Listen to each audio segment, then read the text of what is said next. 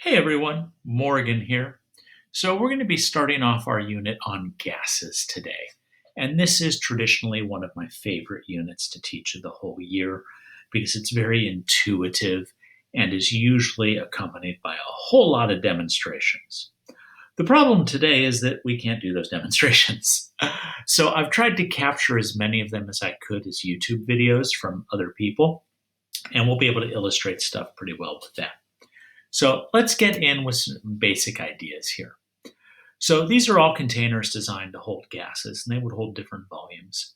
Now the ones up in the front, like look at the front far right, you see a propane tank, okay? And you might have one of those even at your house, be painted white, uh, and it would be, providing gas to a barbecue, okay, something along those lines, okay?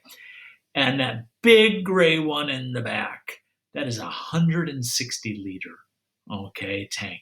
That can hold an awful lot of gas in there. Okay, so gases expand and contract, okay? That's temperature dependent. Gases take the shape of their containers, so they spread out. They flow throughout the container, and if you have a balloon that's shaped like Mickey Mouse, the gas will spread out into the shape of Mickey Mouse. Gases have very low densities. That's why helium balloons are so much fun for little kids. That's why if you're at the bottom of a swimming pool and you blow some bubbles, the bubbles go up, okay? Gases flow. They can move around. Now, one of the interesting things really to talk about here is that all colored gases are poisonous. So if you can see a gas, it can kill you. Now, it would be nice if the opposite was true, but it isn't, where that all colorless gases were safe, but many of them are poisonous also. In fact, you've probably heard a lot of talk about carbon monoxide. You may have carbon monoxide detectors where you live. Okay? It is clear, colorless, odorless, but it is deadly. Okay, so for us, over the next few weeks, we're going to talk about four variables when it comes to gases: temperature, volume, moles, and pressure. And I think that most people understand temperature and volume. You've had some exposure to moles, so you probably get them. Pressure is a trickier one. Okay, so what's volume? All right. If you've ever seen a 2-liter soda bottle, you understand volume. That's 2 liters. Okay. Two of those bottles would be 4 liters. Volume is the space that the gases take up. Okay. And if we're dealing with like a box, you can calculate the volume of a box by using the formula length times width times height. Okay. And that would be, centimeter times centimeter times centimeter, which gives you centimeter cubed, which we've talked about previously. But to be honest, most of the time, we don't store gases in square boxes. We store them in balloons. We store them in round spheres. So we should probably know the volume of a sphere, 4/3 pi r cubed. And for those big cylinders that you saw, okay, you can also look up a cylinder volume also, okay? And it's a geometry exercise. Now, unit-wise, we like to use liters. However, a lot of times, our volumes of gases are kind of small. So we would use milliliters rather than liters. And if you remember back to our very first assignments this academic year, we showed you that the milliliter is the same thing as a cubic centimeter. Now, it's not often that you see cubic centimeters as a volume measurement, although I saw it for the first time. I was exposed to it by my father, who was interested in motorcycles and the size of the pistons in the engines, okay, the cylinder size, okay, is often talked about in terms of cc, like that's a 50 cc bike, okay? So I think volume's pretty straightforward for you. Now, what's temperature? A little trickier, okay? It's a measurement of the average kinetic energy of the particles that make something up. Okay, so really it's molecular motion. That is what we are talking about now, molecular motion. So the unit, we are only going to use the unit Kelvin, okay, which is an absolute scale. And that means that it has no negative numbers. It has an absolute zero. So degrees Kelvin is equal to degrees Celsius plus 273. So on this diagram, you see that water freezes at 0 and boils at 100 Celsius. We're not going to talk about that one on the far right. That's the F word to us. Okay. But on the Kelvin scale, water would freeze at 273 and boil at 373. In other words, you don't get negative values on the Kelvin scale. That's important because we're going to be doing calculations with temperature to calculate things like pressure and volume, and we can't have a negative volume. We can't have a negative pressure or a negative number of moles, so we can't have any negative answers here. All right, so here's one of the things that I'd be doing to start this lecture out with, okay? We have 2 beakers, cold water on the left, hot water on the right. You can tell it's hot water. You can see the bubbles at the bottom. It's almost boiling, okay? And we have some food coloring. Blue food coloring for the cold water, red food coloring for the hot water. Let's see what happens. Let's add a drop or 2 to each side. This video was done by a friend of mine named Tom Kunselman in Michigan. He has some really great videos of demonstrations that he's done over the years. He has a good TV quality camera. Look at that. That is really obvious. The dye, the food coloring in the hot water is spreading out much faster than that in the cold water. The water molecules are pushing that dye all around. And when you look at the cold one, it is just not spreading out that quickly. Okay? So temperature is a measurement of molecular motion, of kinetic energy. Okay? So what Tom's going to do is he's going to mess around here with the speed at which this plays back. We're going to kick it up to about 8 times normal and see how it looks when we do that.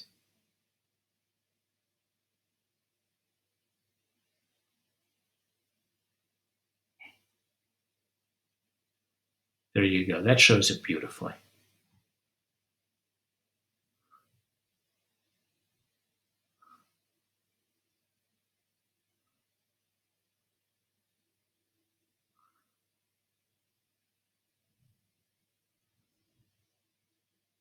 At 8 times normal speed, look at how they are moving, those blobs. Hot water, evenly distributed, no big deal. Okay, so that's temperature. Now, moles. Well, we did that whole chapter on moles, and you did lots and lots of math. But the question is, did you actually understand what a mole was? Okay, it's a way of counting particles. We have lots and lots and lots of particles, okay? And because of that, you can't just count them 1, 2, 3, 4, 5. You count them by weighing them, okay? So since atoms of different elements have different masses, we count how many particles are present by using the idea of a mole. And that is an actual picture of a mole there. They got some funky looking hands. I don't think there's a whole lot more that we really need to say about moles, okay? When we're doing stuff with gases, we care about how many particles are present. We're not really interested in their chemical makeup. We just want to know how many particles are there. And for that reason, moles is a really good way of doing it. Now, pressure. Pressure is a tough one, and it's a word that's misused really often, okay? Gas pressure is caused by the particles that are flying around inside a container, hitting the walls of the container.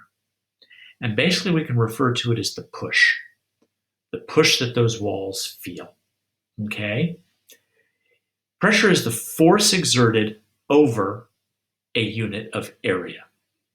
So the smaller the area, the greater the pressure. P equals F over A. Now, this is actually demonstrated really well pretty much every morning when I wake up, because some of you have seen this cat that walks through the videos sometimes. That black and white cat that I've got, he weighs about 16 pounds. And he has a habit of crawling up on my back while I'm asleep. And he'll curl up and he'll go to sleep right there. Now, it's no big deal because he's actually a pretty long cat. So I've noticed that since the first day we've had. It's like, this guy, he is long. He's a big boy. Now, when I wake up, I kind of twitch around a little bit, tell him to move, and he will stand up at that point. Now, when he's laying down on my back, this big ball of fur, it's no big deal. But when he stands up, it hurts because his mass doesn't change. It's just that all of that mass is now exerted through his 4 paws on my back rather than the entire area of his body. So that creates a higher pressure, and that can be really uncomfortable. A lot of people who have tried to walk in high heels understand this. The very, very narrow heel makes it very difficult sometimes to walk because body mass is on a very tiny area. Okay? Now, this is a really good demonstration talking about pressure and area and how you increase the area, pressure goes down. Bed of nails, book, some balloons. Let's try a couple different experiments here. We've got it up here where the camera will capture it. As I press down on this, that took a pretty decent. Let's go to another, a little bit bigger balloon here. I'm holding the book, by the way, with most of the pages here, so it gives me some grip. So when it does pop, my nails, my fingers are not hitting the nails. Let's try this one here.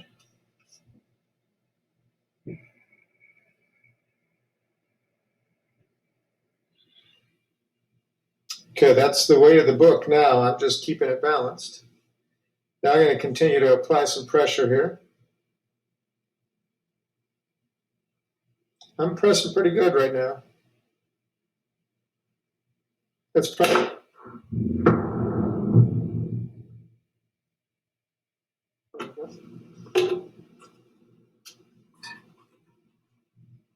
Bring this one up closer.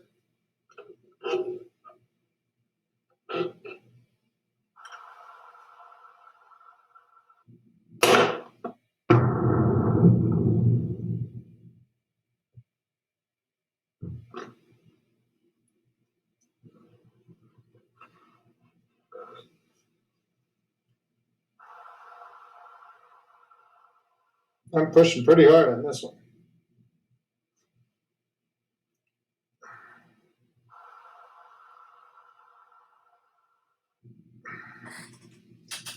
That one's being real resistant. Let's do this one again. Using both hands to push down. That's quite surprising. Okay, let's do it again. See if we can get it to pop. I'm going to push even harder. Man, that seems like that one popped, even if it were on the table.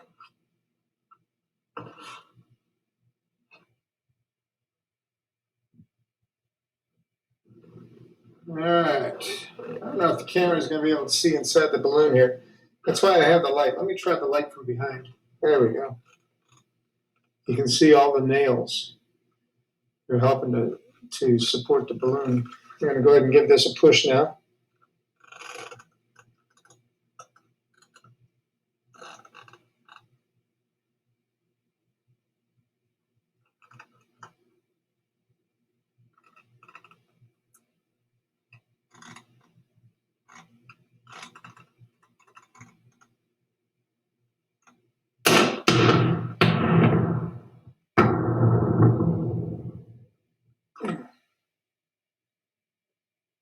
Okay, so it took an immense amount of force to cause that balloon to pop because it was spread out over so many nails.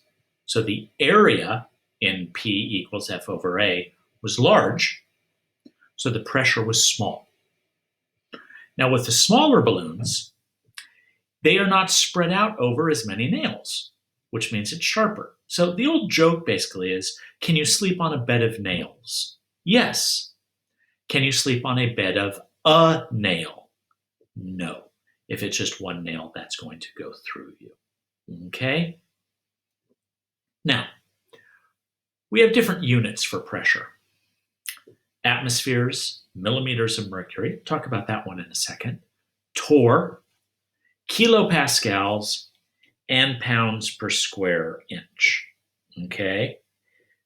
In terms of science, the official unit of pressure is the kilopascal, except chemists just don't use it. It's used a lot in physics. It's not used in chemistry classes. We use atmospheres.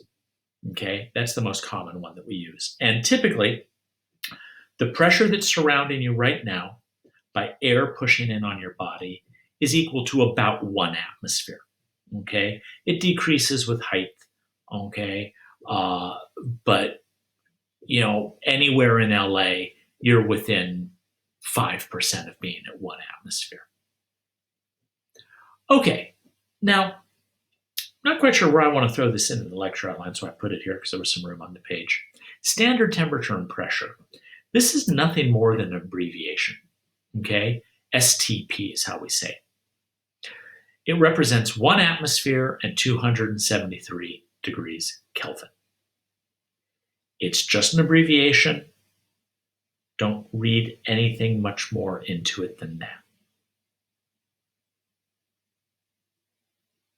Okay, how do we measure pressure?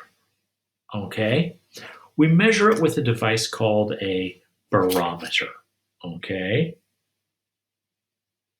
and barometers today are very high-tech things, but I want you to see what one of the original ones looked like because they're very intuitive and very cool devices. Although this is a demonstration they don't allow us to do in the classroom anymore.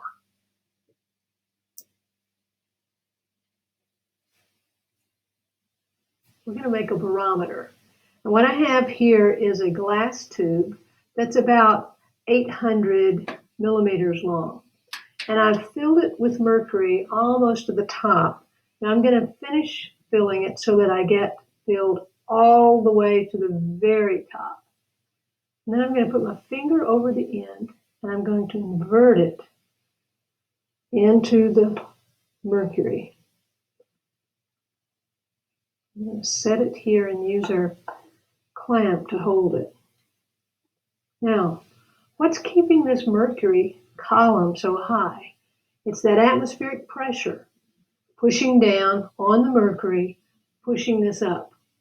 And let's see how tall our column is. 744 millimeters. It doesn't matter what size the diameter of our tube is, as long as it's relatively small. You can see this one's really small. I have another one that's almost twice the diameter of this one. You can see that the level is the same in both tubes.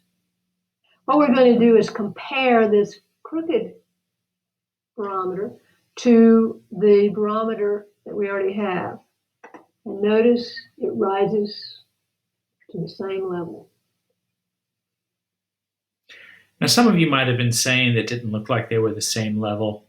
A lot of it is just depending upon where that barometer is sitting in that tub of mercury at the bottom. Okay, they were close enough to make the point. Now, why do we do this with mercury? It's because mercury is 13.6 times denser than water, so that it doesn't have to go as high. Now, here's a good diagram for you to copy down into your notes. Pause right here until you're done copying. So, on this height issue, you can do this with water. In fact, start off tonight by doing an experiment in the sink at home. Fill the sink half full with water, lay a glass, plastic cup, etc., sideways down in the bottom of the sink, get it totally full of water. Grab it by the bottom and pull it up. And when you do that, you're going to see that the water stays in that glass until it breaks surface level. Then air can go in and the water falls out. Now, how tall would that glass have to be for the water to start coming down and out of it? Well, if it were mercury, about 800 millimeters. But for water, over 30 feet high. And I have actually seen barometers made out of water. I asked the principal once if I could build one outside the school, and they just kind of laughed at me and walked away. But I visited Benjamin Franklin's house, in Pennsylvania, back when I was a kid. I think it was like 1976. And there was a water barometer in the barn on his farm because he did weather measurements every single day of the year. I've also seen one recently in Germany. And this is in Munich at a science and technology museum called the Deutsches Museum. And outside they have this tower, and you can see it goes up there, above 30 feet high. There's also a thermometer above that, although it's not the most useful thermometer in the world because it only goes from 68 to 74 degrees. And right now it's a lot colder than that in Munich, trust me. Okay, but you can see a round ball just above the 20. Okay, so this was a relatively low pressure day in Munich when this photo was taken. Okay, now we've established our 4 variables. What we're going to do now is look at how these variables affect each other. So we'll start off talking about a guy named Robert Boyle. And Boyle was an Irishman. This is actually a stamp from Ireland, E-I-R-E. That tells you it's Ireland. Okay. Came out in 2012. It's commemorating the 350th anniversary of Boyle's Law. Now, Boyle invented the vacuum pump. And for the first time, you were able to change pressures around balloons and stuff like that. And what he saw, it's illustrated very nicely here on this stamp, is that pressure times volume is equal to a constant, or it is what we call an inverse proportion. As one goes up, the other goes down. And we can say that as a 2-point algebraic equation as P1V1 equals P2V2. And when you plot it, you get this graph that you saw there illustrated on the stamp. Okay? So remember that. Inverse proportion. One measurement goes up, the other goes down. So this is a good friend of mine named Lee Merrick. He taught in Chicago for about 40 years. He's retired now. Okay. And this video is at least 10 years old, I would say. But he was having some fun with a vacuum pump illustrating Boyle's Law.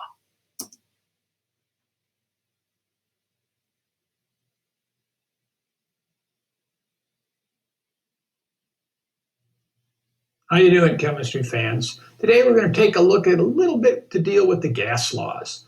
I don't know about you, but I actually teach the gas laws fairly early in the fall. And one of the classic demonstrations involves a vacuum pump and a bell jar and a balloon. We put the balloon in the bell jar and we cover the little hole that's here on the plate with some sort of a beaker. It's got an opening so the air can still be pulled out, because you do not want to pull the balloon into the orifice here. That's a bad thing when you have to go to your department head and say, look, I just sucked a balloon down into the vacuum pump. It no longer works. You get popped for another $300 or $400 for one. So then I show this to the students and I ask, okay, you've read a little bit about the gas laws last night. Make a prediction as to what's going to happen when I pump the air out of here. So we're going to pump it out of here. All right. We're going to turn this on and make a prediction in your own mind what's going to happen. Think about it. I want you, did you hear that? There wasn't much of a sound. All you heard was a little pinging action. The reason there's no sound is we've removed the air from inside here. The pinging you hear is literally the bell jar as the balloon hits it. So let me let the air back in. Well, that's kind of cool. And then as the balloon hits this, you get that pinging, kind of a bell shape, a bell sound. So I show my students this. We talk about the fact that this is really a nice example of something called Boyle's law. Pressure is inversely proportional to the volume. As the pressure goes down, the volume goes up of the balloon until it ruptures. Now, of course, then my students ask me, they say, well, what would happen if I put my lab partner in there? And I go, I really don't have a bell jar big enough to fit your lab partner, but maybe we can, put something like a bunny in there, later in the year if you're good. And about half the class is going, that man is sick. And the other half are going, do it, do it.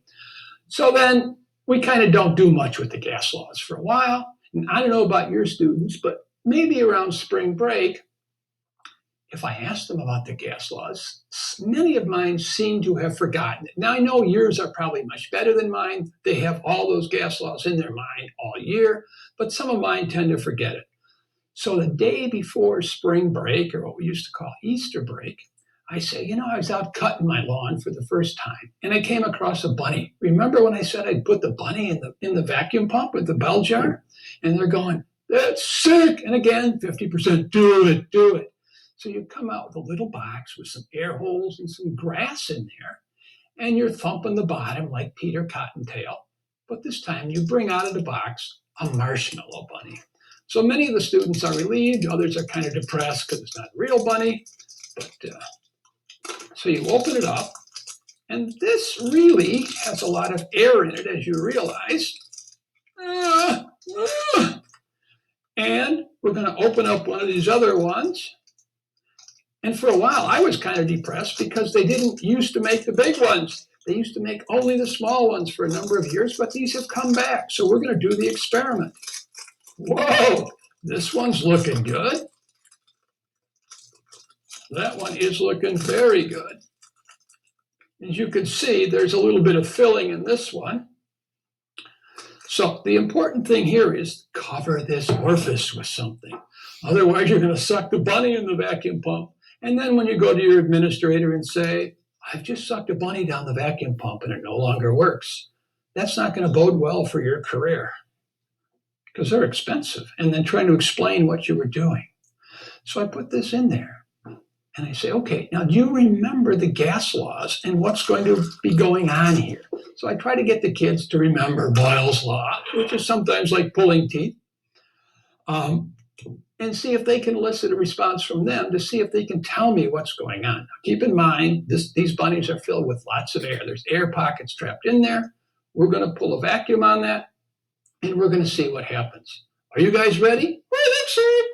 I don't like this place. It looks like it lacks atmosphere. I don't think these guys cared for it, but we're going to do this. We're going to do what's called a hair-raising experience. So I'm going to turn on the vacuum pump. Okay, we're going to close the valve, and we're going to see what happens. I feel slow. As we decrease the pressure, we increase the volume rather dramatically with this one. We're really creaming this guy over here, aren't we? Okay. Now, at a certain point in time, we begin to rupture the air cells. So we're actually pulling the air away. So those cells are breaking down. So the bunny begins to shrink back. Now, we're going to turn off the pump. And we're going to let the air in slowly because, we don't want to hurt these bunnies any more than they've already been hurt.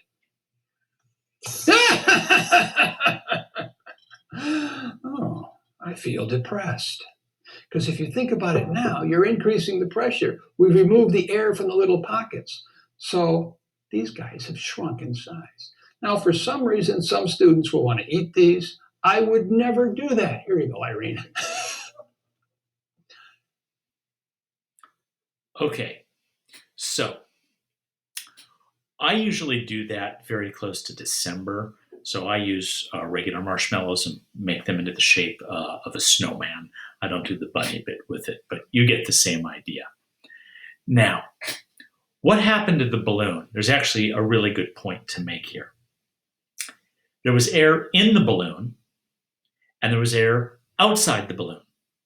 The air in the balloon pushes out, and the air outside the balloon pushes in. Now, when you start removing the air from the outside of the balloon, pulling the vacuum in the bell jar, but the air can't get out of the balloon itself. So now it's pushing out more than what's pushing in. Okay? Now, it's probably worth saying that typically the balloon doesn't pop in that demonstration. But what you didn't notice in the video is actually there was a little pin that was glued to the top of the bell jar, which causes the balloon to pop. Typically, you just, like with the bunnies, the balloon gets big, it stays there, you let the air back in, and the balloon shrinks back to its original size. Now, I learned about Boyle's law in my chemistry class, but realized I had learned about it 2 years before I took chemistry when I did my first scuba diving classes. And what happens is when you go 30 feet below the surface of the water, which is deeper than most swimming pools, okay, which is like 10 meters down, you double the pressure that's on a body because of the mass of all the water that's up there. And then when you go down 20 meters, you're adding yet another atmosphere of pressure, and you see that on this chart. So if you were to go scuba diving with a balloon, it gets smaller as you go down. This happens to humans also. This pressure pushes in on your body. Now, when you come back up, you expand again. The problem is you're breathing compressed air when you're down there 50 meters, okay? And when you come back up, you have to come up very slowly to allow all of that compressed air to leave your bloodstream properly. Let it cycle through to your lungs, okay? Get out, okay? So that it doesn't form bubbles in your bloodstream. Now, let's look at a classic homework problem for this. What happens to the volume of a 1 liter balloon at 1 atmosphere if the pressure around it is dropped to 0.5 atmospheres? So we start off with P1V1 equals P2V2.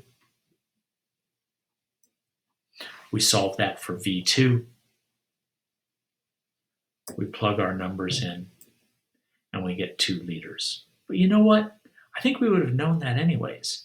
Because you have a 1 liter balloon that's at 1 atmosphere, and you drop the pressure by half, it's going to double in size. That's an inverse proportion.